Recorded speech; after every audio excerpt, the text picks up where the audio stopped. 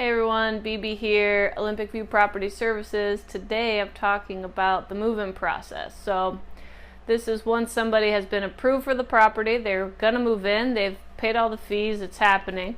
They've already signed their lease. We do an online lease signature through DocuSign.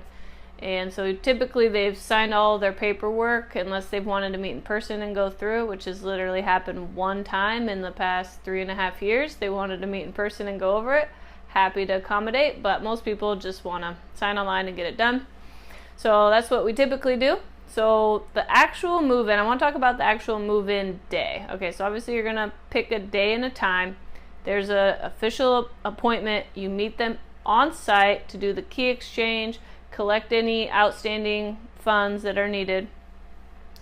And what we do is we have our move-in report, and it takes us through this checklist of everything that we want to do. So we do the whole move-in condition report where we literally look at everything in the apartment, take pictures of everything so that we have a condition, and make comments.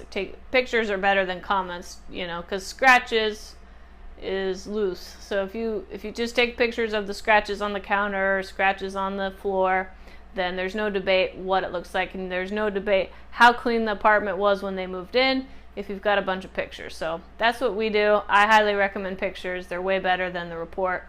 And that's what we do. So do the whole thing. And what I usually do is, if the appointment states at 10 a.m., I just show up about 9:30 and go through and do the whole move-in condition report.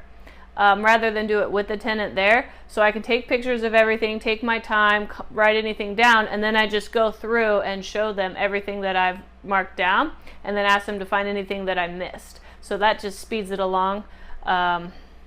Because all the things that I'm about to tell you takes quite a bit of time to go over. So once we've done the whole move-in condition report, then I move to these other things. So I have a tenant handbook that I provide. It's basically the rental policies, which I talk about in the rental policy video, and I go through that line by line and just reiterate kind of the key takeaways of the lease, and then questions that they might have. And then I also tell them where this information is available, which is on the website, so they can always refer back to it in case they lose the piece of paper that I hand them there. It's actually like 3 pieces of paper, which are the tenant handbook and that sort of thing. Okay, so we go through that line by line, answer any questions, and go through it. Okay, then I make sure I have a registration of a emergency contact person.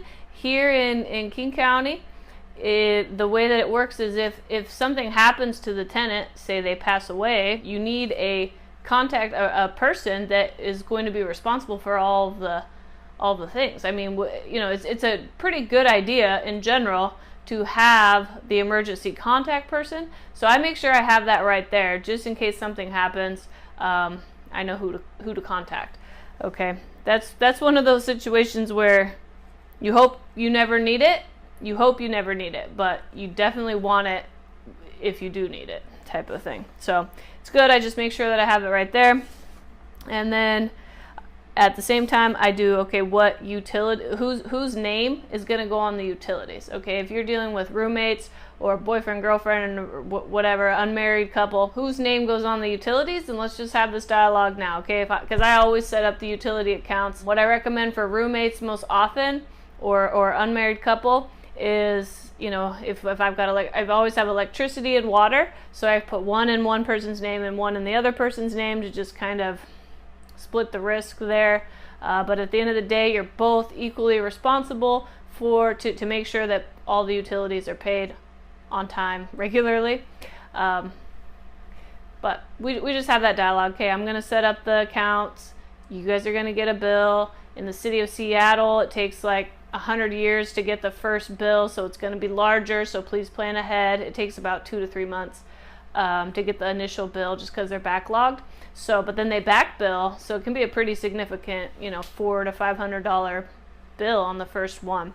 So I just give them that warning to go with the utility accounts, and then I do a full property and safety tour. At that time, we review, where the closest exits are, where the fire poles are, where the fire extinguishers are, and the hoses, where the trash is. At that time, I go over the policies around trash, Recycling, which the big one there is flatten your cardboard boxes, please, because it gets overflowed if people don't flatten their cardboard boxes. And compost. In the city of Seattle, we are required to do all of those things. If they're new to the area, we spend the time to go over it. I've got the posters there on the wall. Make sure that you're doing these things. If you don't, the building gets fined, which does trickle down to you personally because that's split among all the tenants. So do your part.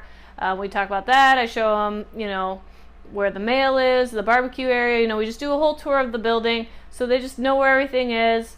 And it just makes people feel a little more comfortable, and it is safer. You might know where the closest exit is, but where's the second closest exit? Because maybe that exit's going to be blocked, and it's just one of those things that you hope that it never comes up, but it's just like, make sure it gets done in the moment.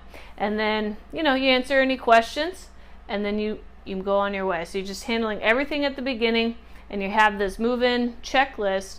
That's the move-in condition report, and I just added it right to that same document. Move-in condition report and all these other things, the utilities, the safety checks, the emergency contacts, all these things. We check all the locks and windows of the unit and make sure that they're easily opened, easily able to lock and unlock the door, easily able to open and close the windows. Yeah, maybe you can shimmy it open, but in an emergency you want to be able to open that and get out of the unit if it's necessary. So we check all of those things. So I recommend just making it part of the move-in process. It's all documented, and everyone's signing off on the same document.